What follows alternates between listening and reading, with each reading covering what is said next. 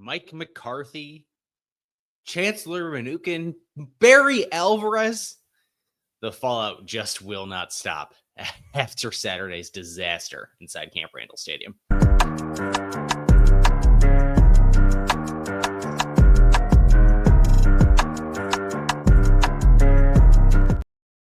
Welcome back to Talkin Badgers, powered by BadgerNotes.com. I am your host, Kedrick Stumbris. You can find the podcast, youtube.com/@TalkinBadgers, and on the website formerly known as Twitter, @TalkinBadgers. Today, we are joined by my esteemed colleague, Cam Wilhorn of Wisconsin Badgers on SI. He was on hand to cover the game on Saturday for our outlet. And I am curious. I want to find out what his reaction was to the play on the field and what he heard from players after the game, after having a chance to speak with them, as we get into the news that will not stop coming. It is for a week without availability, without the availability to speak to Luke Fickell or the players on the team. It is a loud bye week in Madison. So, coming up next, Cam Wilhorn. When we bring back into the show, returning guest, returning champion, it is Cam Wilhorn of Wisconsin Badgers on SI. Cam, how you doing, my man? Good. It feels good to be called a champion right now. I'll be honest, Kedrick. Those who stay will be a champion is the Bo Schembechler quote that Luke Fickell told us following Wisconsin's loss, which made it miss a bowl game for the first time in 23 seasons.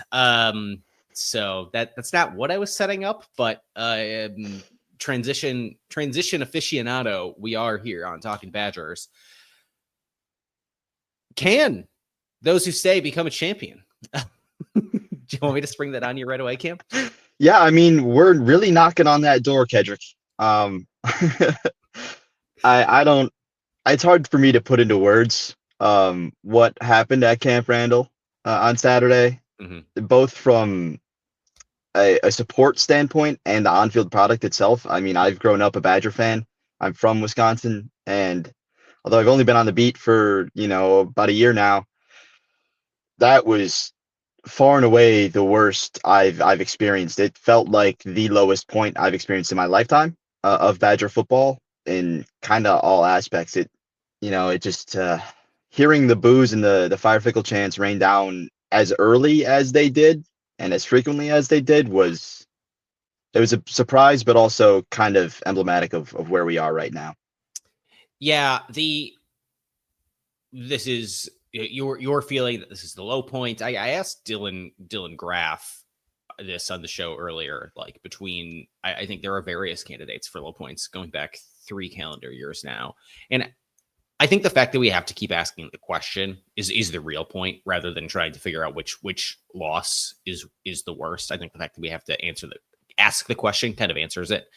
But as for how early those Fire Fickell chants came down, because I think that is curious. And now, and we'll get to the outspoken people on certain radio shows in a second here, but the Fire Fickell chants started at 7-0. 7-0. And I wonder what your take is on why there just seems to be no appetite for patience at this point, because there was no appetite for patience for that team to. There was plenty of game.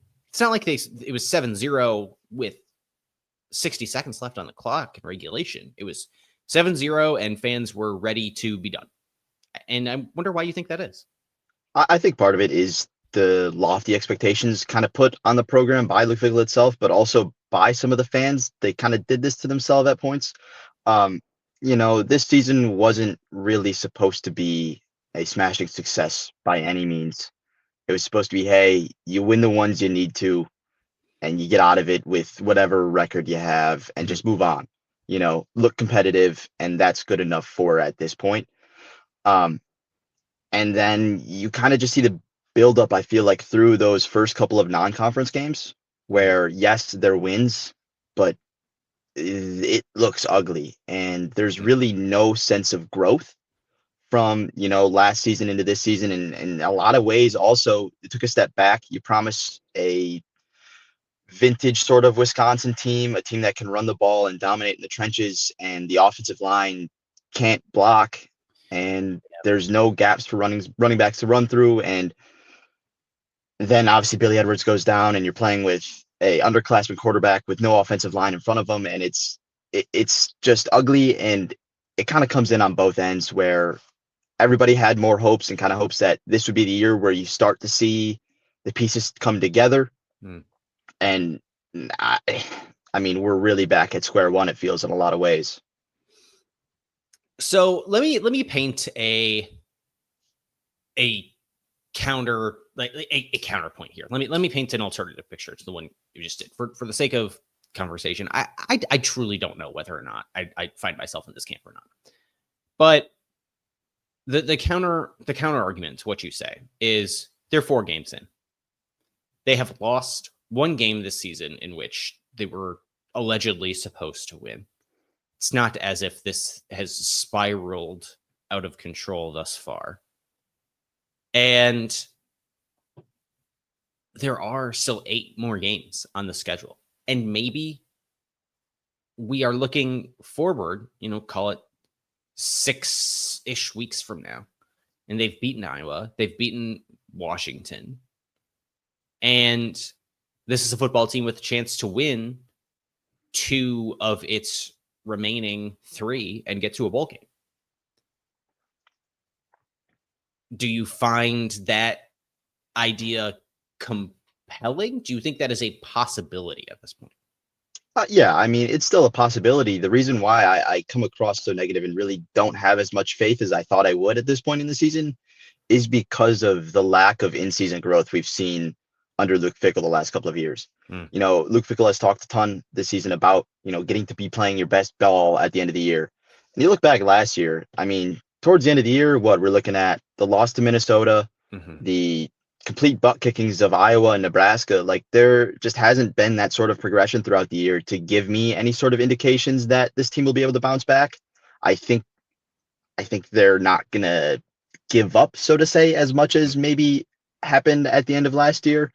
And I think they'll be a little bit more competitive, and who knows, maybe this is something that really lights a fire under them. But with the weaknesses what they are, namely the offensive line, and I think we're kind of approaching a pretty big concern in the secondary. It's going to be tough for Wisconsin to win games in the Big Ten.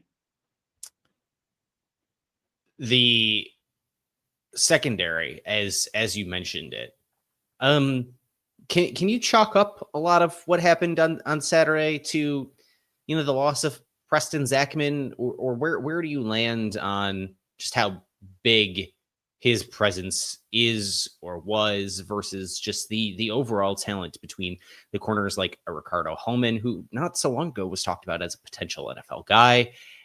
And it seems, especially with the fact that it seems Preston Zachman is going to be out for some time, as what you were there. I mean, he was in a scooter, in a boot, right?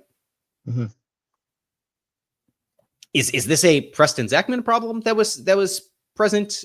Because the only time we saw these opposing wide receivers really take Wisconsin secondary to task against Alabama, but this was a different caliber of opponent.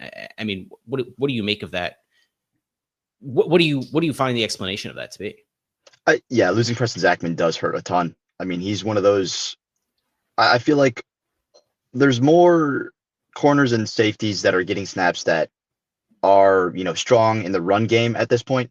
You look at a guy like Austin Brown, who can do both, but he's really, really strong up defending the run.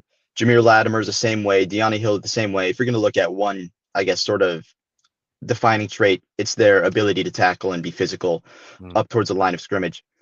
Preston Zachman is one of those guys who can really help out in the pass game and on that back end. He's got the ball hawking tendencies. I mean, just go back and watch the Miami, Ohio film. But as much as they missed him, I'm growing very much so concerned with Ricardo Holman. I know you touched on it a bit, but this is a guy who was All-American a couple of years ago and then took a somewhat step back last year, but that was more so because he wasn't really getting targeted. this year teams are going after him with great success. I haven't looked up the stats after this week's game, but he's already probably close to being targeted at least half of the times. I think he was targeted 34 times last year. So 34, 43, I don't know, flip them around. But I mean, teams have been going after him and having pretty good success especially in the intermediate and deep balls. So I've grown concerned with the, I guess, regression of Ricardo Holman. There really is no lockdown guy when you're playing them opposite of a Deani Hill or an Emilio Agard, who I really like Agard. But that's a lot to ask him to be, that big of a contributor as a redshirt freshman. So Zachman hurts because it feels like he kind of holds a lot of the stuff together. But I guess cornerback's just a lot more of a problem than I thought it was going to be heading into the season. Yeah, and unfortunately, you seem to be saying that about a lot of positions, right? Offensive line, running backs aren't finding their heads above water. The quarterback situation is as tenuous as ever. I think if there is a position that has been better this year than maybe you expected it to be, to inject some positivity, what might that be? Oh, the interior defensive line for sure. I mean, bigger is better, Kedrick. We just proved that. And coming from 5 foot and at best guys, right? Yeah, Kedrick. I mean, I'm wearing lifts to every game. But no, you look at the interior defensive line. I think JVR Suggs has been a really great add. Parker Peterson as well. But it's really been, I guess, the growth of Brandon Lane 1 and Ben Barton 2 that have really taken that unit to the next level. Being able to cycle through, like they said during training camp, fall camp, to be able to cycle through 5-6 guys and keep legs fresh has been huge. And having at minimum 4 really reliable, strong interior defensive linemen has been wonderful. And obviously it's shown in the run defense, which has been, probably the Badgers' best strongest point throughout these 4 games. Yeah. I got to give credit to Ben Barton, who as many times as I talked to him in the preseason, really just painted exactly what this picture up front was going to be. And he was spot on what it was going to look like and the fact that it was going to be effective. Great football mind, it seems, or at least just the staff was not wrong in their projection and what they told him. On the opposite side of the trenches, I think there's things to point at on the center spot to the right side of the line and say they're having to play a lot of guys without a ton of experience. But on the left-hand side of the offensive line, Joe Brunner, Riley Mallman have been quite concerning for veterans that this team should be able to rely on. I mean, Riley Mallman was just bull rushed by a true freshman edge for Maryland over and over again on Saturday, over and over again at Alabama. I mean, what is the most concerning aspect to you of the offensive line? Is it the young guys on the right side, the vets on the left, or is it their inability to find a center outside of Jake Renfro who could snap the ball? I think it's a little bit of everything, to be honest. I don't know if there's one part of the offensive line I feel necessarily good about. Cop out answer. Yeah. Well, Kedrick, the left side is another thing that really, I think, paints a picture of what has happened in the Luke Fickell era, and one of the, I guess, shortcomings, I believe, is in that player progression. I've seen guys like Riley Mallman and Joe Brunner have been solid, but where has the improvement year over year in season come? There really hasn't been a huge step forward, I guess. And maybe that's a bit of an overreaction. And then it's also, how do you go into the season with this group of offensive linemen? Like, they had the full spring portal window, the full summer into fall to figure things out, and make improvements, to find another center who could snap the ball. I mean, Kedrick, you were there for some spring practices, some fall practices.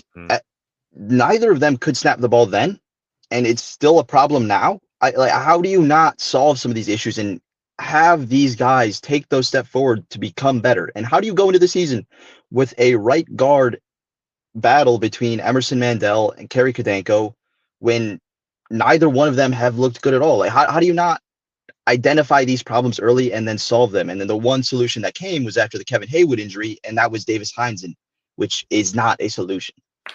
In defense of Emerson and Kadenko, and yeah, we saw Emerson at right guard for one game, but neither of those guys have been playing in that right guard spot. So yeah, that's true. A little, but okay, there's been a lot of noise. If we want to take it out and zoom out a little bit, big picture wise on Luke Fickell for a moment here, been a lot of noise this week. We got the public statement of support from Chris McIntosh down to the head coach. We got Chris McIntosh seen inside the Kohl Center watching a volleyball game with Super Bowl champion Mike McCarthy. Oh, wow. And then Chancellor Mnuchin delivering her own written statement of support for Chris McIntosh. I mean, what do you, and not to mention last night on the Barry Alvarez show on ESPN Madison, Barry Alvarez calling Wisconsin Badgers fans spoiled rotten. I mean, what is your overall take on just the temperature we have here over the last, I cannot believe it hasn't even been 72 hours since this game started when you and I are talking on Tuesday morning. Yeah, I mean, I have no willingness or wanting to be in the shoes of Mnuchin or McIntosh in this scenario, because man, what are you supposed to do? A giant buyout for Luke Fickell. Fans who are obviously upset. I get Barry Alvarez's point in terms of like the amount, the frequency, and the timing of the fire Fickell and the boos. That's not helping anybody. It was a bit overkill in my opinion. I get it. Everyone's frustrated. I don't think you can necessarily call students spoiled, because a lot of them didn't really care about Wisconsin football till they enrolled at Wisconsin, so they have an exact 4-year window that means everything to them. Yeah, they were not around for the good times. Yeah, so what you're getting at there is the one thing, and this is picking the smallest of nits, but like the spoiled rotten implies that there has been something to spoil a lot of these students right now. They have been spoiled by something. Nobody on campus, unless you're a graduate student, has seen a ton of success from this football program. What have they been spoiled by over the last 4 years? Yeah, I don't understand it. I mean, I get like calling out like season ticket holders or regular fans, but yeah, I mean, the students, I mean, you come onto campus to a historically above average to good program, where even the bad times are still good for most programs. And then you just get treated to the worst football of this century. Like it's tough. I sympathize with that. Absolutely. It's been a ride. The Luke Fickell of it all. I think there's a Luke Fickell question. I think there's a quarterbacks question. I think there's an offensive coordinator question, that dates back between not just Grimes conversation, but also the Longo conversation. I mean, do you want to just take that in any direction you feel most important? Yeah, I mean, it's just bad decision making, I guess, for Luke Fickell. Obviously the Phil Longo hire in retrospect was a bad decision. Obviously didn't work out at all or come close to working out. I mean, you look at some of the quarterback transfer decisions, obviously we won't know most of it just because of injuries, which again makes whether or not like what you even think of Luke Fickell totally different, because his record has been drastically better with an actual starting quarterback, the quarterback they intended to start the season with. But then, it's easy to point to Bo Perbula's success at Missouri and be like, hey, that would have been awesome to have in Madison. So, it's just some of the choices he's made has really put them in a really deep hole. I like Jeff Grimes. I thought he called a really good game against Alabama. And then I think he hit the panic button in Camp Randall against Maryland because I'm pretty sure he just emptied the chambers of every trick play they had. I I was absolutely stunned by some of the some of the play calling decisions there. I mean, it was interesting, I guess, rather than seeing runs go for nowhere. But it was just I don't know. There's there's a lot that needs to be fixed, I guess, from top to bottom. I will say though, I think Danny O'Neil is getting too much criticism.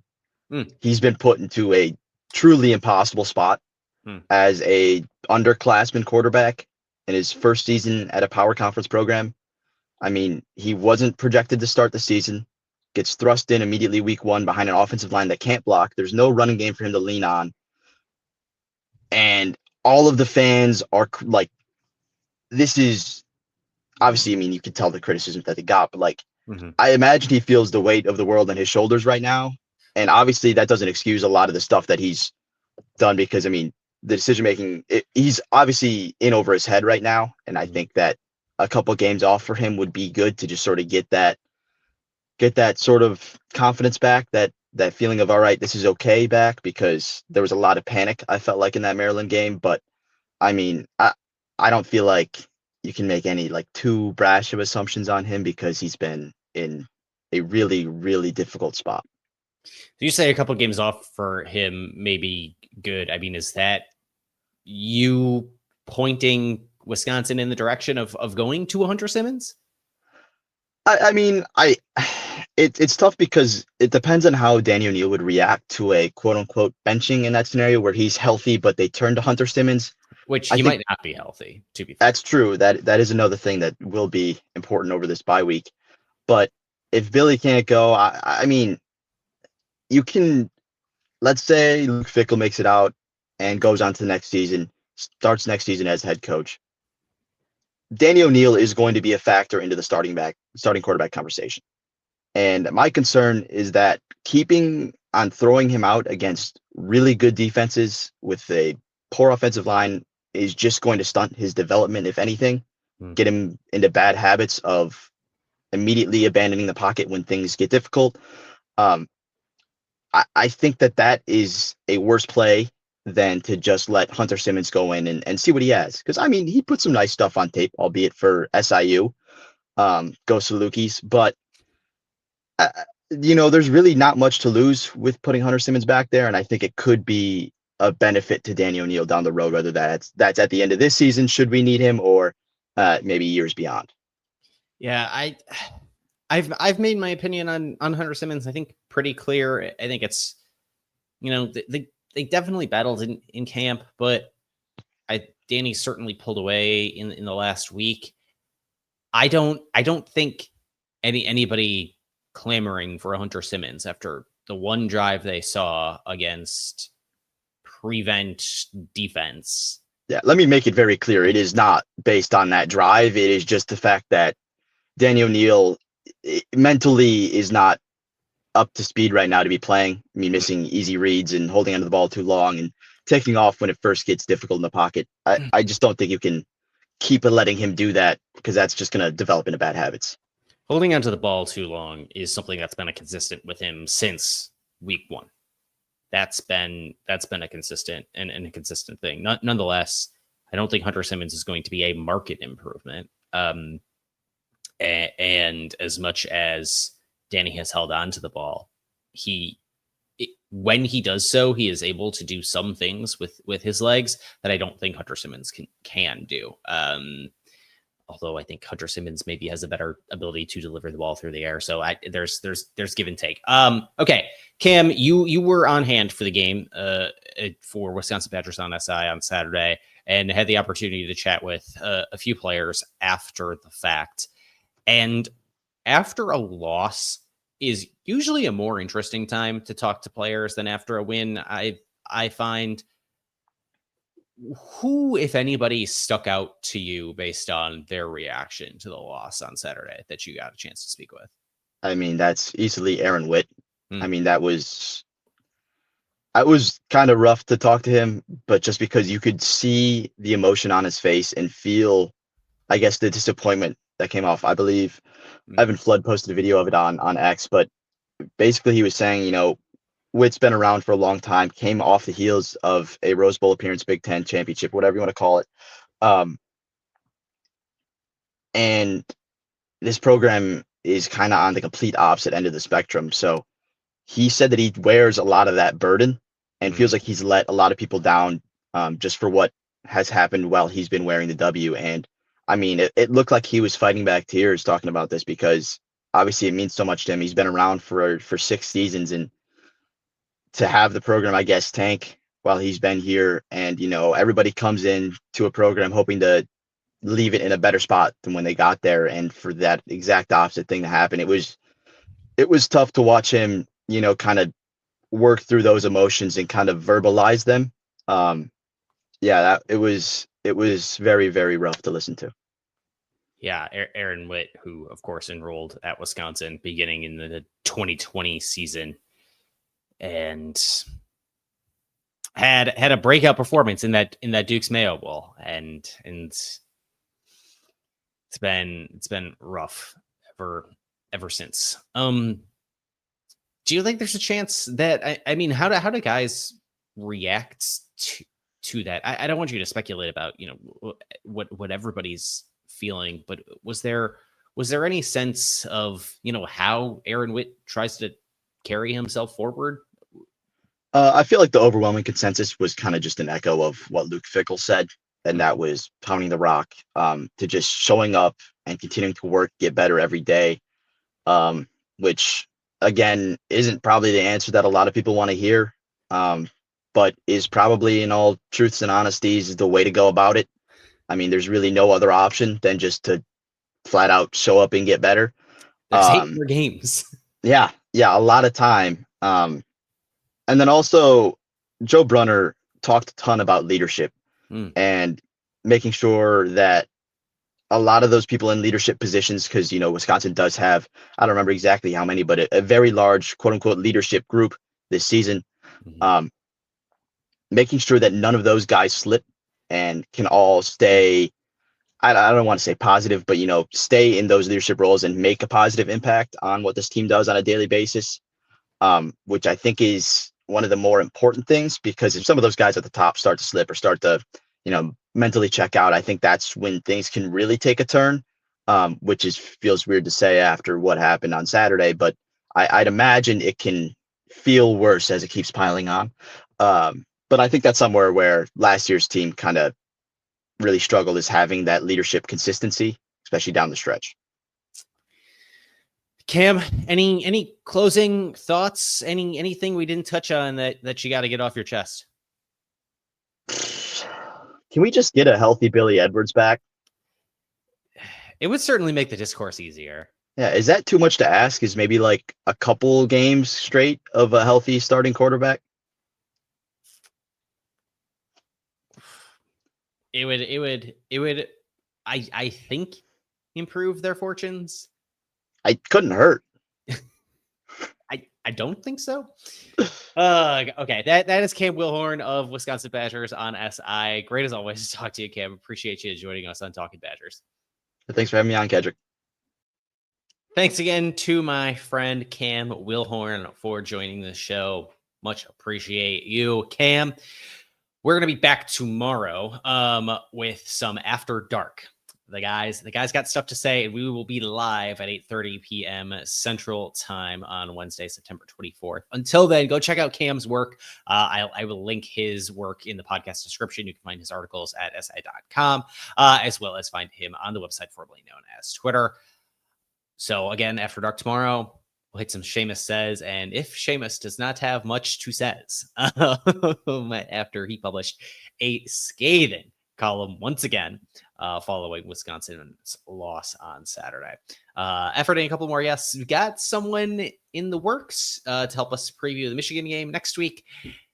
But until we talk to you all again very soon, stay tuned to badgernotes.com for the latest. You can hit subscribe to get notified as soon as we go live tomorrow night at youtube.com/@TalkinBadgers. If you liked Cam, show your appreciation, like this video, and on Wisconsin.